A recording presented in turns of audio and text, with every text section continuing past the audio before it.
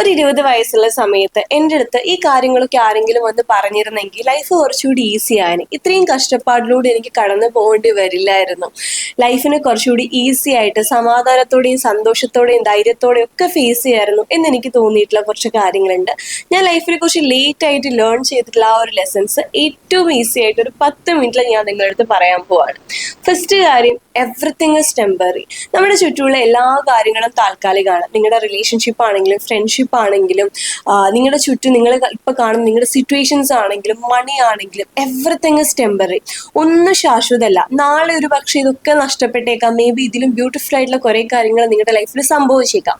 അപ്പൊ എന്തൊക്കെ വന്നാലും ലൈഫ് മാറിക്കൊണ്ടിരിക്കും. ആ മാറ്റത്തെ എപ്പോഴും ആക്സെപ്റ്റ് ചെയ്യാൻ വേണ്ടിയിട്ട് നിങ്ങൾ റെഡി ആയിരിക്കുക. ഒരു ഫേസിലും നിങ്ങൾ കംഫർട്ടബിൾ ആയിട്ട് ഇതായിരിക്കും എൻ്റെ മുന്നോട്ടുള്ള ജീവിതം എന്ന് വിചാരിക്കരുത്. Life is full of surprises and miracle. അപ്പൊ ഏത് നിമിഷവും ലൈഫ് മാറാം. ആ ഒരു മാറ്റത്തിന് വേണ്ടി എന്ത് വന്നാലും നേരിടാൻ വേണ്ടിയിട്ട് എപ്പോഴും ലൈഫിനെ പ്രിപ്പയർ ചെയ്ത് വെച്ചേക്കാം. പിന്നെ നമുക്ക് ഇഷ്ടമില്ലാത്ത ഒരു സ്ഥലത്ത് നമുക്കൊരു പ്രണയമാവാമോ ഏത് റിലേഷൻഷിപ്പ് ആവാം, നമുക്ക് ഇഷ്ടമില്ല, നമ്മൾ കംഫർട്ടബിൾ അല്ലെങ്കിൽ മറ്റൊരാളെ കംഫർട്ട് ആക്കാൻ വേണ്ടിയിട്ടോ അല്ലെങ്കിൽ അവർ എന്ത് വിചാരിക്കും എന്ന് കരുതിയിട്ടോ നിങ്ങളെ ഫിസിക്കലി മെന്റലി ഹേർട്ട് ചെയ്യുന്ന റിലേഷൻഷിപ്പിൽ ഒരു കാര്യത്തിനെയും നോക്കിയിട്ട് നിങ്ങൾ നിൽക്കേണ്ട ആവശ്യമില്ല. റിലേഷൻഷിപ്പ് ബ്രേക്ക് ചെയ്യുക എന്ന് പറയുന്നത് ആക്ച്വലി ഗ്രോ ചെയ്യാനുള്ള ഒരു സ്പേസ് കൂടിയാണ് നിങ്ങൾക്ക് തരുന്നത്. അപ്പൊ നിങ്ങൾ കംഫർട്ടബിൾ അല്ലാത്ത ഒരു റിലേഷൻഷിപ്പിലും ഒരു ഗ്രാറ്റിറ്റ്യൂഡിന്റെ പേരിലും അല്ലെങ്കിൽ ഒരു ഷെയിമിന്റെ പേരിലും നിൽക്കേണ്ട ആവശ്യമില്ല. അവിടെ നിന്ന് ഇറങ്ങി വരാനുള്ള ഫ്രീഡം നിങ്ങൾക്ക് എപ്പോഴും ഉണ്ട്. ഒറ്റയ്ക്കാവുക എന്ന് പറഞ്ഞാൽ ലോകത്തെ ഏറ്റവും കരുത്തുള്ളവരാവുക എന്നുള്ള ഒരു അർത്ഥം കൂടിയുണ്ട്. നിങ്ങൾ ഒറ്റയ്ക്ക് ജീവിക്കാൻ പഠിക്കുക എന്നുള്ളത് വളരെ ഇമ്പോർട്ടൻ്റ് ആണ്. ലൈഫ് ലോങ് നിങ്ങളുടെ കൂടെ ഉണ്ടാവാൻ പോകുന്ന ഒരു കോൺസ്റ്റന്റ് എന്ന് പറഞ്ഞാൽ നിങ്ങൾ മാത്രമായിരിക്കും. അപ്പോൾ ഒറ്റയ്ക്ക് ലൈഫിൽ എന്ത് വന്നാലും ഫേസ് ചെയ്യാൻ നിങ്ങൾ റെഡി ആവണമെങ്കിൽ ലൈഫിലെ ചെറിയ ചെറിയ കാര്യങ്ങളൊക്കെ എപ്പോഴും ഒറ്റയ്ക്ക് പഠിച്ച് ശീലിക്കുക.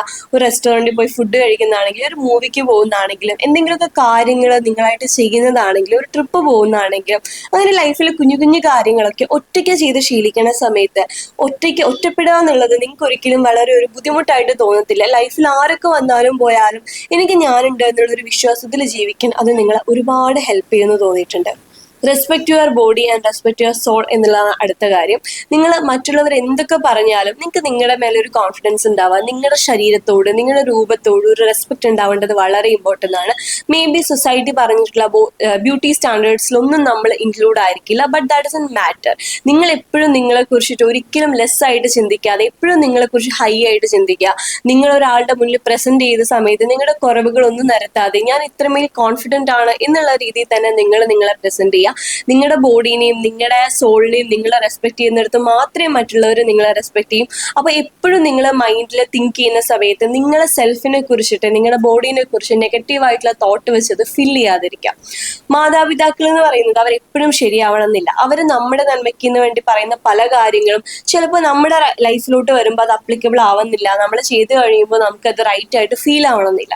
അതുകൊണ്ട് തന്നെ ലൈഫിലെ ഇമ്പോർട്ടൻ്റ് ആയിട്ടുള്ള തീരുമാനങ്ങൾ ഈവൻ അത് നിങ്ങളുടെ മാതാപിതാക്കളെ പാരൻസിനെ സാറ്റിസ്ഫൈ ചെയ്ത അല്ലെങ്കിൽ പോലും നിങ്ങൾ ആ തീരുമാനങ്ങൾ എടുക്കേണ്ട ഒരു എഫേർട്ട് നിങ്ങൾ ഇടേണ്ടതുണ്ട്. കാരണം മുന്നോട്ട് നടക്കുന്ന സമയത്ത് നമ്മുടെ കൂടെ നമ്മൾ മാത്രമേ വരൂ. അപ്പോൾ ആ തീരുമാനങ്ങളുടെ കോൺസിക്വൻസസ് അനുഭവിക്കേണ്ടത് നമ്മൾ തന്നെയാണ്. അപ്പൊ സ്വന്തം തീരുമാനങ്ങളിലൂടെ ഒരു ലൈഫ് ലീഡ് ചെയ്യാൻ ശ്രമിക്കുക. അപ്പൊ അതിനർത്ഥം പാരൻസിനോട് നിഷേധിക്കണമെന്നോ അല്ലെങ്കിൽ അവരെ കളയണമെന്നൊന്നുമല്ല. പക്ഷെ പാരൻസ് പറയുന്ന എല്ലാ കാര്യങ്ങളും ബ്ലൈൻഡ്ലി ഫോളോ ചെയ്യാതെ നിങ്ങൾക്കൊരു ലോജിക് ഉണ്ടാവുക, നിങ്ങൾക്ക് സത്യങ്ങൾ ഉണ്ടാവുക അല്ലെങ്കിൽ നിങ്ങൾക്ക് തെറ്റുകളും ശരികളും ഉണ്ടാവുക.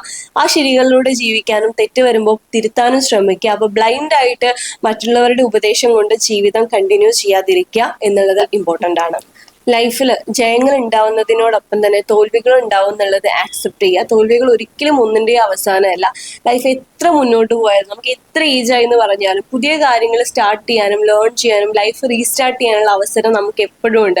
മേ ബി ജയങ്ങളെക്കാൾ ഏറെ ലൈഫിൽ നിങ്ങൾ ഒരുപാട് പഠിപ്പിക്കുന്നത് അല്ലെങ്കിൽ മുന്നോട്ട് നടത്താൻ ഒതുക്കുന്നത് നിങ്ങളുടെ ലൈഫിൽ ഉണ്ടാവുന്ന തോൽവികളായിരിക്കും. അപ്പൊ തോൽവികൾ ഒന്നിൻ്റെയും അവസാനമല്ല എന്ന് മനസ്സിലാക്കിയിട്ട് അതിൽ നിന്ന് ലെസൺസ് ഉൾക്കൊണ്ട് മുന്നോട്ട് നടക്കാൻ എപ്പോഴും ശ്രമിച്ചുകൊണ്ടിരിക്കുക.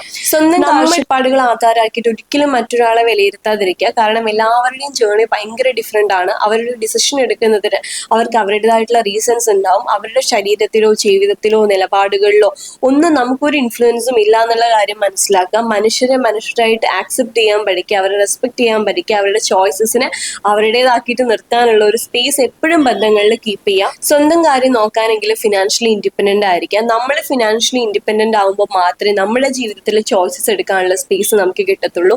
മറ്റൊരാളുടെ മുന്നിൽ നിങ്ങളുടെ ആവശ്യങ്ങൾക്ക് വേണ്ടി കൈനീട്ടുക എന്ന് പറയുന്നത് ഭയങ്കര ബുദ്ധിമുട്ടുള്ള കാര്യം. അപ്പൊ സ്വന്തം കാര്യം നോക്കാൻ എപ്പോഴും പ്രാപ്തമായിരിക്കുക. Financial independence is very very very important.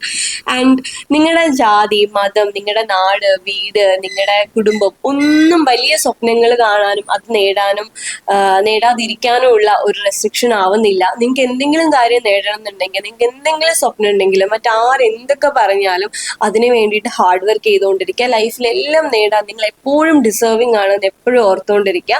അപ്പോൾ ഇത്രയും കാര്യങ്ങൾ മനസ്സിൽ വെച്ചിട്ട് ലൈഫ് മുന്നോട്ട് പോവുകയാണെങ്കിൽ ഐ ഹോപ്പ് ഞാനൊക്കെ കടന്നുപോയ അത്രയും ബുദ്ധിമുട്ടുകളിലൂടെ നിങ്ങൾക്ക് നിങ്ങളുടെ ലൈഫ് കടന്നു പോകേണ്ടി വരില്ല എന്ന് ഞാൻ വിശ്വസിക്കുന്നു.